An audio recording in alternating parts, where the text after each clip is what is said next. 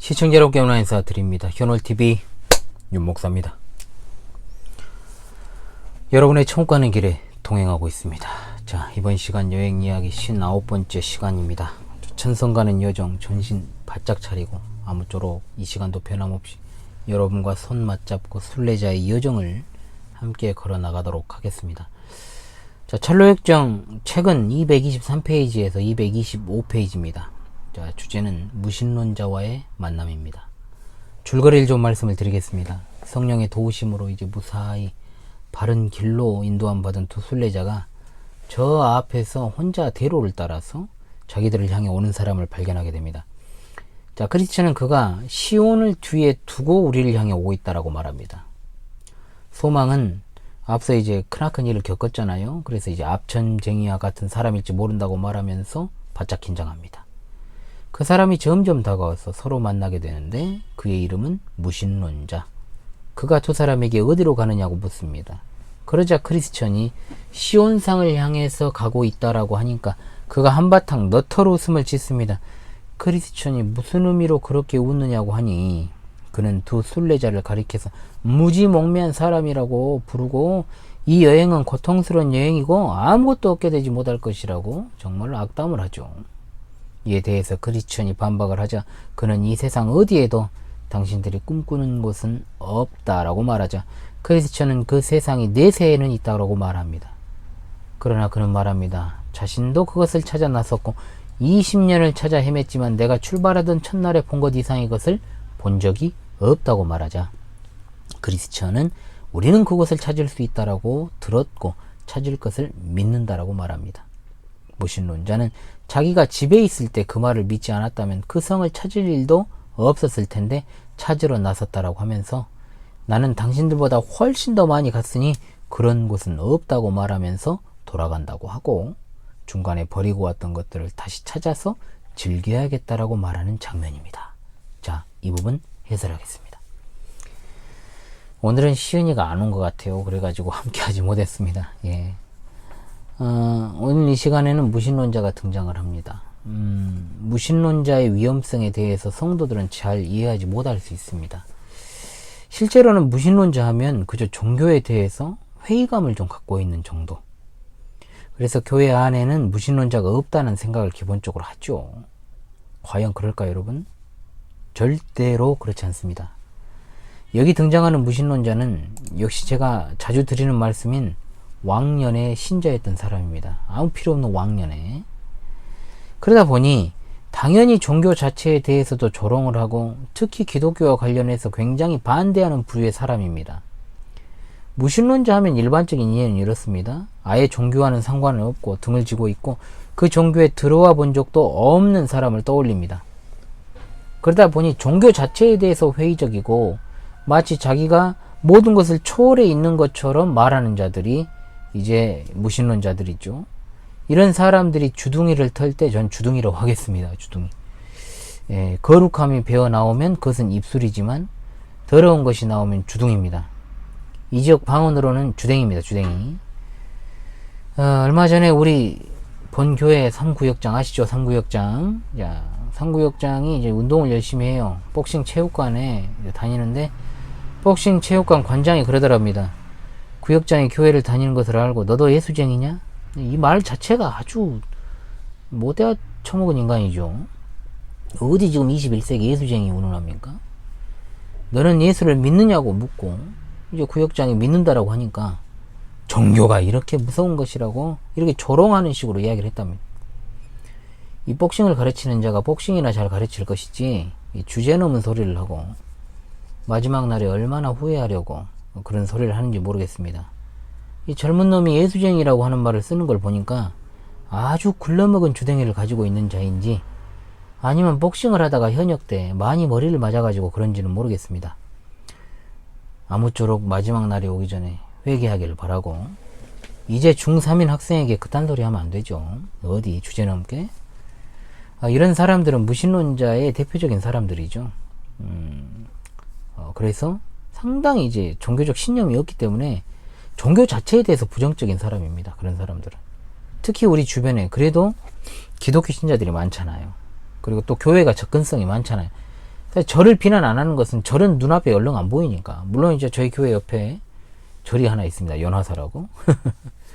목탁 소리도 들릴 때가 됐는데 지금 조용하네요. 그래서 이런 어떤 기독 신자들을 대상으로 해서 주로 조롱하고 비난하는 일들을 앞장서서 수행하기도 해요.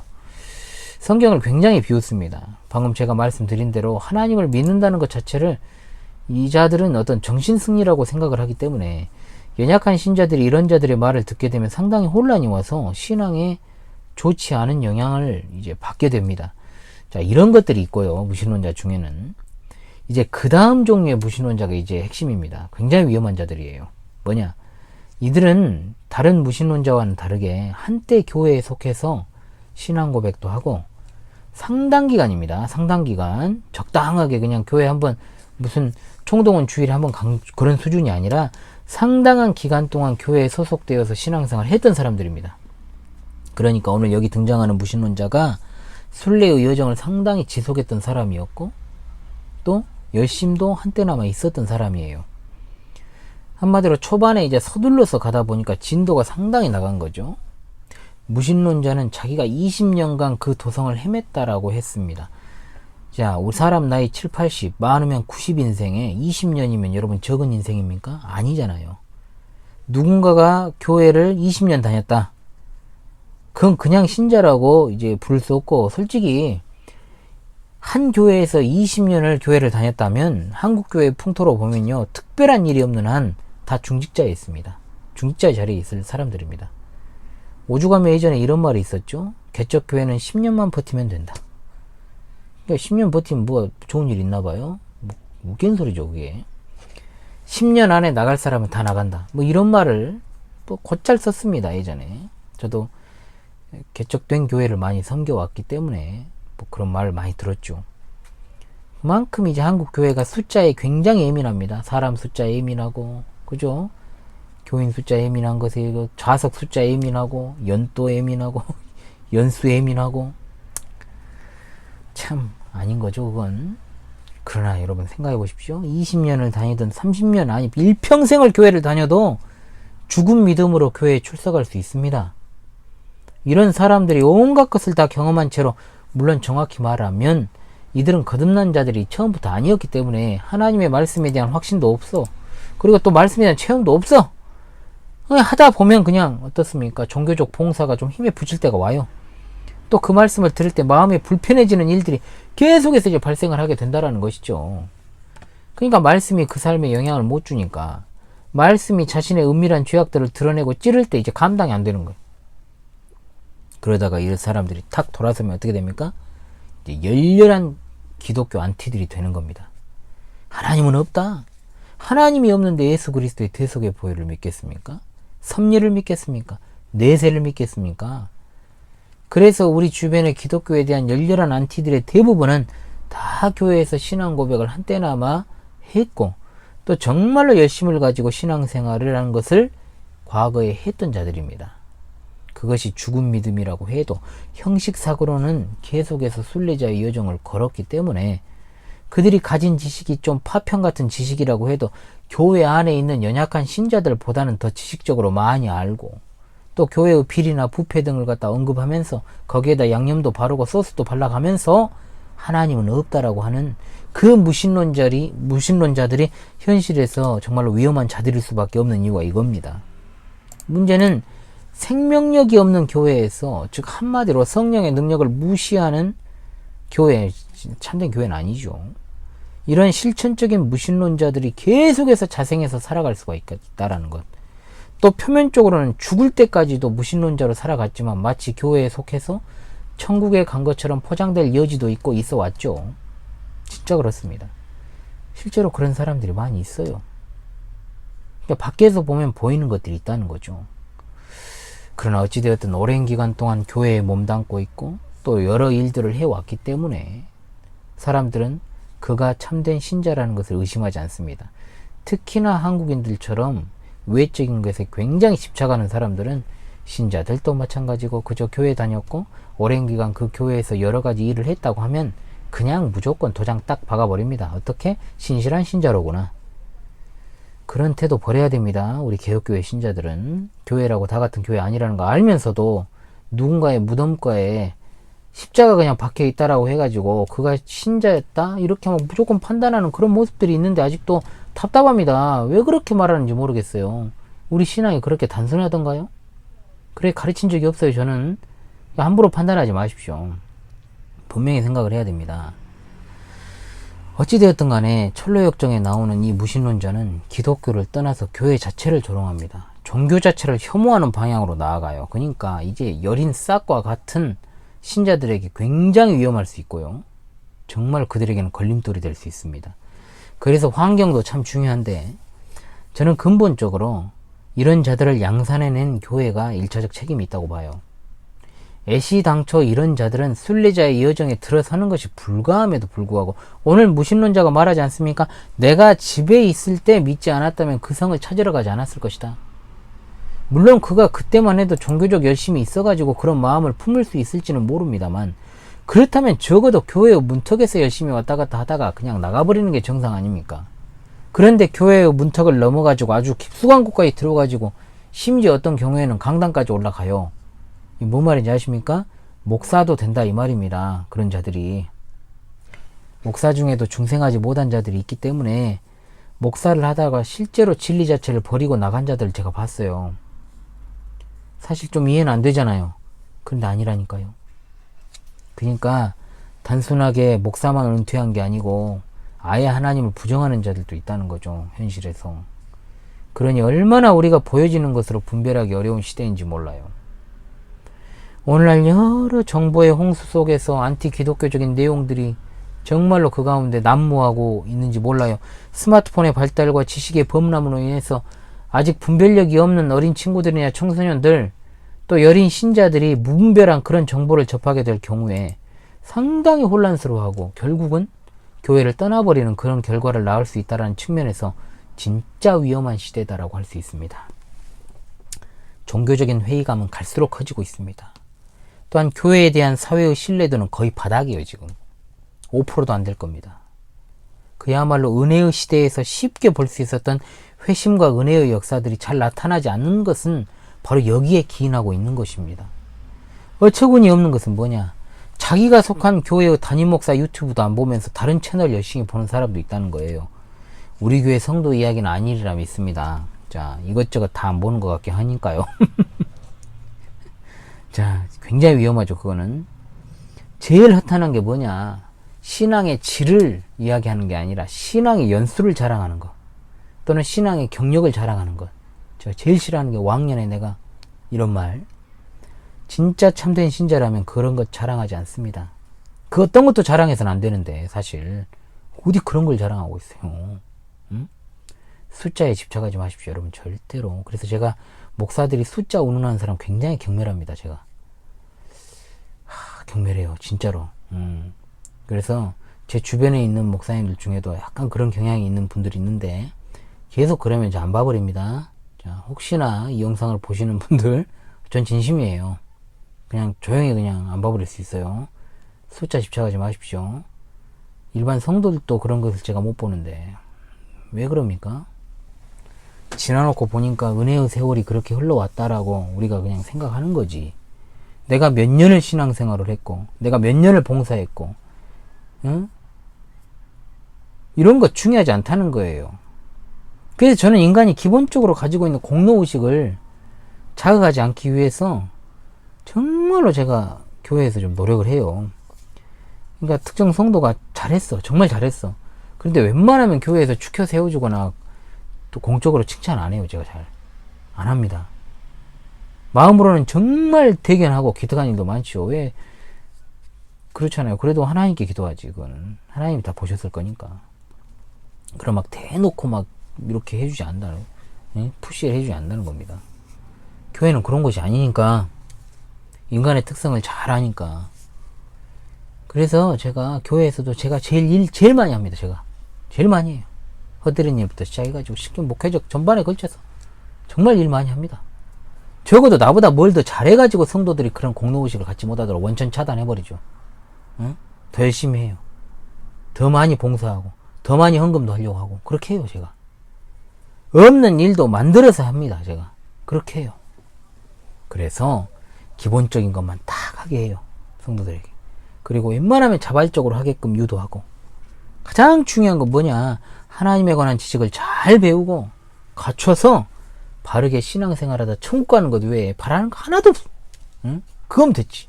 그렇지 않습니까? 무신론자의 회의적인 이런 말과 조롱하는 어떤 사회적 분위기 앞에서 우리 사랑하는 우리 시청자, 순례자들께서 흔들리지 않기를 원합니다.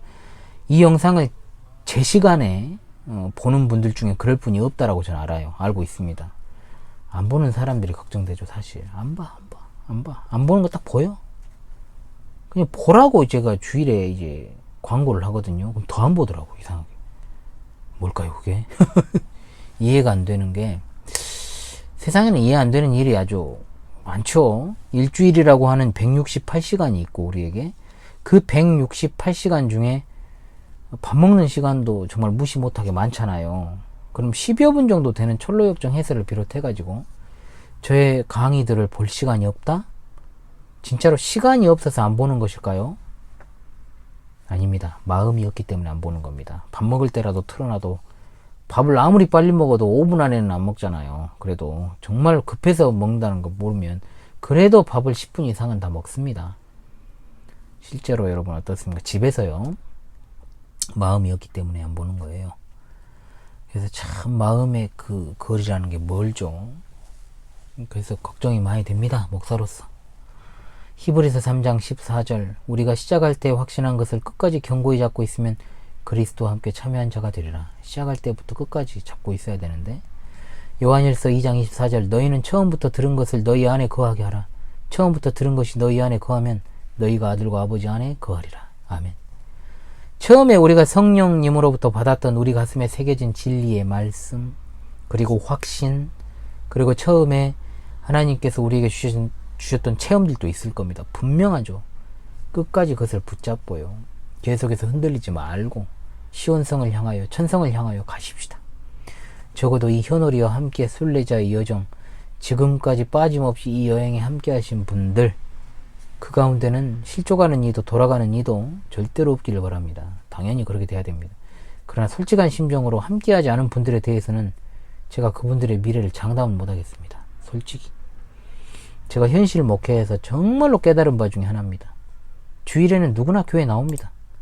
물론 코로나는 그마저도 무너뜨린 시대가 되어버렸습니다만, 주중에는 누구나 교회에 나오지 않습니다. 뭔 말이냐?